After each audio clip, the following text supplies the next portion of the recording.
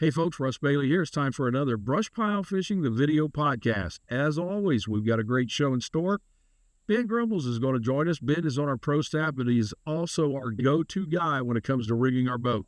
So you stay tuned. We'll be right back with BrushPile Fishing, the video podcast.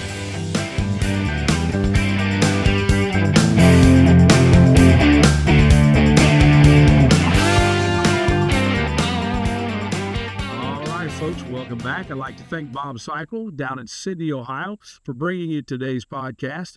And like I said earlier, our guest today, Ben Grumbles. Ben, how we doing? Doing great. How you doing, Russ? Good. You know, folks, we just got off the water. We are in the middle of September, and it is hotter than you know what out here. Called for temperatures between 87 and 90. Ben, when we got on the water, we're here at Mississinawa. And when we got on the water this morning, the bite was pretty good, not crazy good like you had this week, which we'll talk about here in a minute. But as that heat come up, we were fishing 5 foot of water. It made the bite tough. Sure did. Yeah. It's part of it. We could see kind of the fish shifting as the sun came up.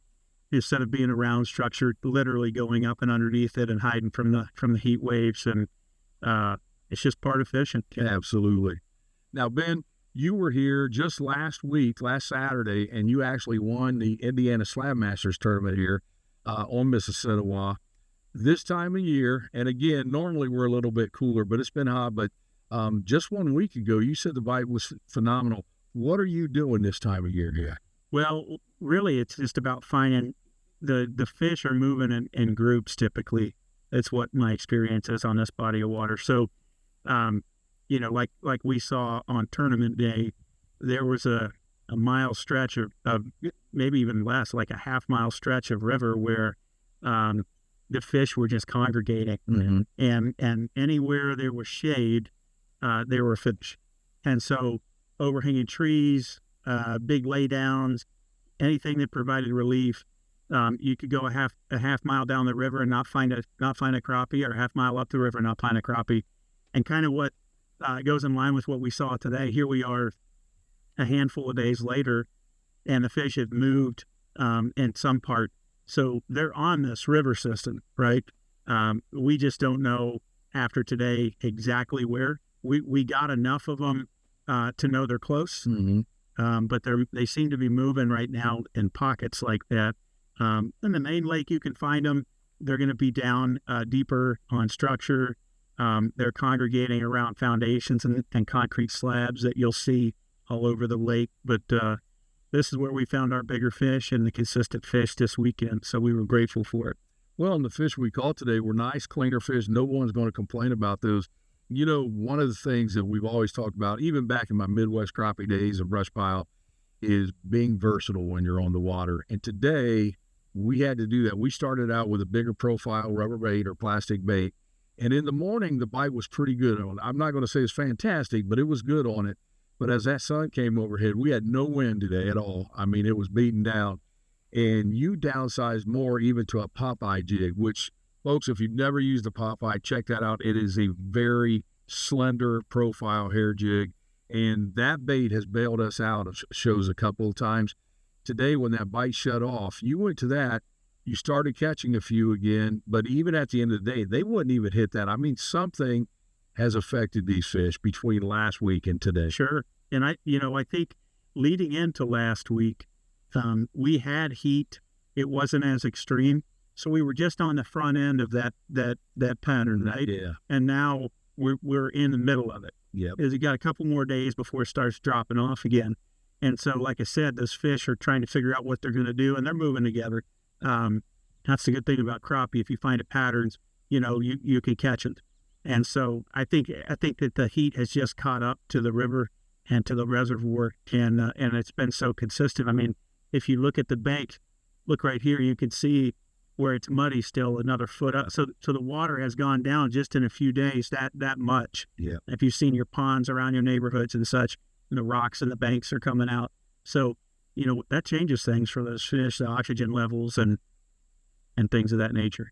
And I might point out, folks, I don't have a big ego, so let me just tell you, I was the stubborn one and stayed with the big plastic and didn't go to the Popeye. Ben put a kind of a bow of it on me today. in tough conditions too. So, but no, it was fun. And Ben, the other thing I want to talk about is you being a veteran. And can you tell the folks where you served? And Yeah, I was an infantryman in the Army. I was stationed the full tour that I had out at Fort Lewis, Washington, out in Washington State, beautiful country. And now it's Joint Base Lewis McChord. I believe they've combined with McChord Air Force Base there, so it's one giant base. But yep, I've got out in 2003 and tried to continue serving any way I can. So active in a nonprofit called Flags for Fallen Military. And we put flagpoles up for Gold Star families that lose loved ones in service to country. Just did a Veterans Memorial dedication in where I was a former elected official in Lewis Center, Ohio. Gigantic Veterans Memorial, absolutely beautiful. And Flags for Fallen Military donated all the $20,000-$30,000 in flagpoles for that. It is a beautiful sight, especially at night, all lit up.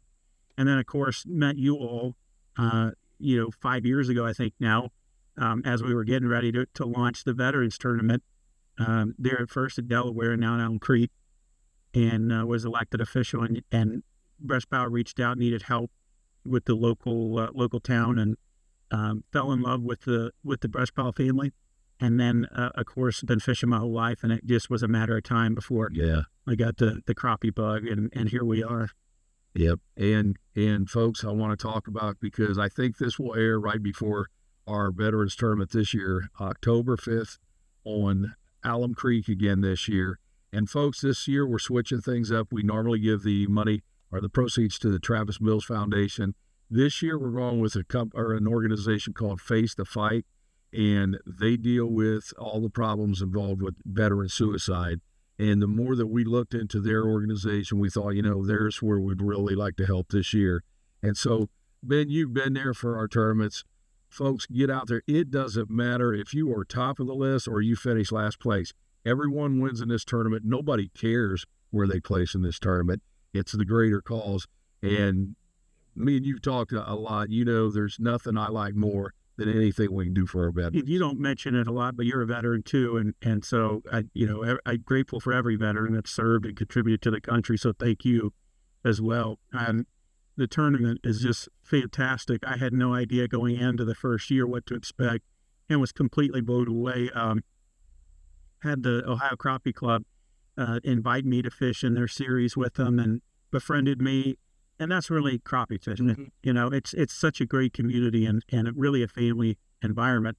But the door prizes, the fish fry that Greg Rutschilling puts on, it's a couple of days. There's no way you'll regret it. Yeah. It doesn't matter. It doesn't matter to your point where you finish. It's just a beautiful event. It's a lot of fun, executed well, and great place to be. Folks, you need to get there. We have the captain's meeting on Friday night, October 4th. That'll be in Delaware at the VFW. And like he says, we have the big fish fry. That's completely free. When you get off the water Saturday, we'll have someone there with sandwiches, barbecue, whatever. You're going to eat good there. We're going to take care of you. We just want you to get out there, participate for this great cause. And now, Ben, I do want to throw one thing in there, okay? Yes, sir. You talked about the Army base and that Air Force base coming together. I think they needed someone with the brains to lead, and that's why they went to the Air Force. I don't know if that's it or not, and to have somebody that can do work. And that's why they went with the Army. No argument. To bring some guys over that don't sit in the chair all day. And folks, for you non-military, this is what we talk. Yeah. We all talk smack about each other. If we had Marine in the boat, we'd be talking about hiding the crowns. So, it's just the way it goes, and it's all in love. It is. They've all got their jack. The Marines camp, right? They're men. They camp. They don't hang out in forts. And so I've heard it all. Oh yeah. At the end of the day, everybody signed up to serve, and that's what matters, right? Something bigger than yourself. Folks, get out there. You can check all that information out on our BrushPile website. It's just brushpilefishing.com. There'll be a section right there for the tournament. Click on that. You can actually get signed up. And Ben, before we cut it out, I want to put you on the spot here. I've talked about you are a rigging guy that we go to. Even though it's 90 degrees today, it's going to start getting cooler. And here in Indiana and Ohio, we're going to have winter weather coming up. A lot of guys are going to winterize their boat. What's some things they definitely want to do before they store that boat? Main thing when it starts getting cold that you want to do is make sure that your drain plug is out. And when you're leaving the boat ramp for that last trip, or if you're out fishing in cold weather, every ramp's inclined to some extent. It's usually less crowded. It's a great time to pull your plug and park on that incline and really shake out all that water that's migrated throughout your boat through the season. That's number one. Now, number two is you got to figure the lower unit in your motor is just like your boat. There's a good chance if you have a seal leaking or a loose screw somewhere, drain plug, whatever, you could have water develop in that and seep it into your lower unit. This, of course, is on an outboard motor. So flushing out that lower unit fluid, that gear oil, I can't overstate how important it is. It's cheap, it's quick. Anyone can do that, and you get a look at your fluid to see if it's white, if it's got milky color to it, if there's metal in it, and that's a sign that you might need to get into a marina and get some more intensive work done. You can always change your oil at the top of your four-stroke oil, your filter. Those are all quick changes that anybody that's worked on a car or whatever, you can pretty much figure out. Same with the spark plugs, things of that nature. But always just recommend getting as much of the fluid out as possible. If you're going to cover your boat and store it, mothballs are great. Anything that you can think of to keep raccoons and critters out, especially they'll do a lot of damage to a boat. Oh, yes. We at our arena, I mean, we would find raccoon nests, completely, with baby raccoons, everything in there. So make sure it's secure. If there's a marina around you that does wrapping, you can have your boat shrink wrapped and store it nice and secure. So just a few tips. The last thing I want to talk about, folks, is we've got our academy coming up here at the end of October. We're going to be back at Green River Lake. And once again, the academy is sold out. And I know you're going to be at this one, Ben. Yes, sir. Folks, if you've never been to one of the academies, don't take our word for it. Contact someone you know that's went there as a student and see what their experience was like. This one is already sold out. We limited to 12 people, and we will be opening up next spring, which will be back on Dale Hollow. That'll be opening up soon, but we fully expect it to sell out also. Again, you can get all that information on the BrushPile website. It is a super time. We have different instructors from different parts of the country come in and talk about different subjects. Steve Coleman has been to every one as an instructor. He'll be back. Ken Driscoll. We just have so many, Crappie Kirby, so many good instructors in this thing. You want to give this a chance. And I'll tell you what, the food and the lodging at Green River Lake, you will not be disappointed. It's just a great experience for them all. And again, just like you and I were talking about on the water today, learning some of these things, getting out on the water is great, but it's the friendships that I've seen develop from our academy. It goes on, and there's nothing better. Joey and Kelly that run the Holmes Bend Marina down at Green River. So I met them a couple of years ago and was so impressed at one of our academy-like events, the media camps and such. I took my whole family down and befriended them, their staff, everybody. We've been friends now for a couple of years, and I'm actually building him a walnut table right now. But that's just goes to show you, I've stayed at the cabins with my family, been back down. It's a beautiful, beautiful area. They are just phenomenal group. Their staff is great. They feed you. They'll take care of you. You don't have a need in the world if you go down there. Holmes Bend Marina, you definitely need to check that out. Well, Ben, I appreciate you joining us. Absolutely. Thanks for having me. Yep. Folks, I hope you enjoyed today's video podcast here on BrushPile Fishing. Stay tuned as always. We'll be back with another one soon.